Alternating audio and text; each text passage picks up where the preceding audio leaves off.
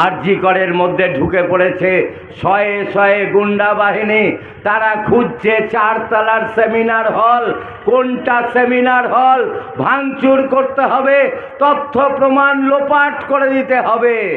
চারতলার seminar hall ভাঙচুর করতে গিয়েছে, ইএনটি রুম ভাঙচুর করেছে। তারা ভাঙচুর করেছে গোটা আরজি করটাকে, কোটি কোটি টাকার ওষুধ নষ্ট করেছে, ফ্রিজ উল্টে ফেলে দিয়েছে, গোটা আরজি করটা ভাঙচুর হয়ে গেল। এটা কি কোনো পাগলের সিদ্ধান্ত নিল?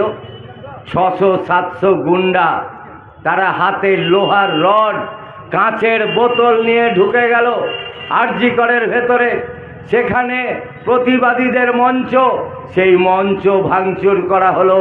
যে মঞ্চে তখন ডিওয়াইএফআই এর নেত্রী মীনাক্ষী মুখার্জি বক্তব্য রাখছিলেন, সেই মঞ্চকে ভাঙচুর করছে 14ই আগস্ট রাত্রেবেলা। এটা কি কারুর খেয়াল খুশিতে হচ্ছে? সংগঠিত অপরাধ। পুলিশকে নিশ্চুপ করে রেখে, পুলিশকে থামিয়ে রেখে গোটা আরজি করকে ভাঙচুর করার প্রস্তুতি নিয়েই 600-700 গুন্ডা তারা ঢুকে পড়লেন। সেই কারণে লালবাজার অভিযান হচ্ছে, কলকাতা পুলিশের পদত্যাগ দাবি করা হচ্ছে, বিনীত গোয়েলের পদত্যাগ দাবি করা হচ্ছে। লালবাজার অভিযানের দিন, এর আগের দিন যেদিন জুনিয়র ডাক্তাররা রাস্তায় বসে পড়লেন, সারা রাত জুনিয়র ডাক্তাররা বসে থাকলেন। আশপাশের বাড়ি, তারা নিজেদের বাড়ির দরজা খুলে দিলেন, টয়লেট বাথরুম খুলে দিলেন, চাওয়ালারা বিনা পয়সায় চা খাওয়ালো। গোটা রাস্তায় জুনিয়র ডাক্তাররা বসে আছে। সেই জুনিয়র ডাক্তারদের ওঠানো গেল না, বিনীত গোয়েল পালিয়ে গেলেন।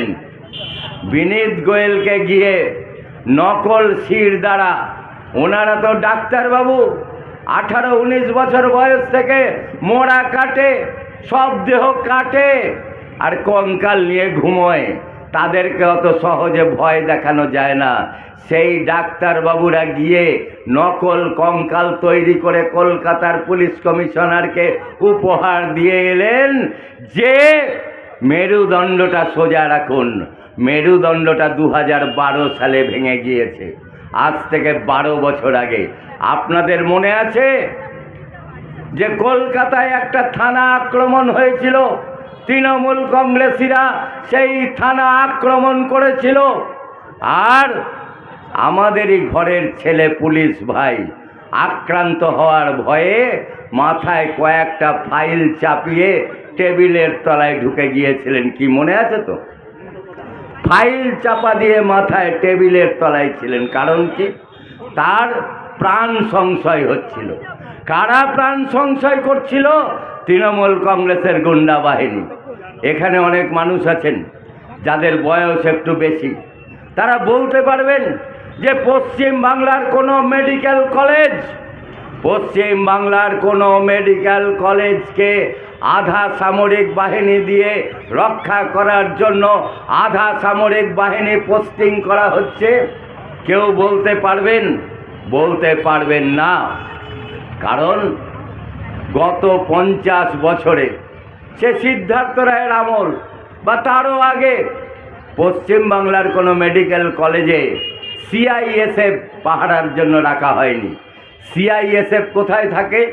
Central industrial security force. তারা থাকে এদেশের বিমানবন্দরে। বিমানবন্দর, এয়ারপোর্ট পাহারা দেয় সিআইএসএফ। আর আজকে আরজি কর পাহারা দিচ্ছে সিআইএসএফ। আরজি কর পাহারা দিচ্ছে সিআইএসএফ। এরপরে হয়তো দেখা যাবে মালদা মেডিকেল কলেজ পাহারা দিচ্ছে সিআইএসএফ, উত্তরবঙ্গ মেডিকেল কলেজ পাহারা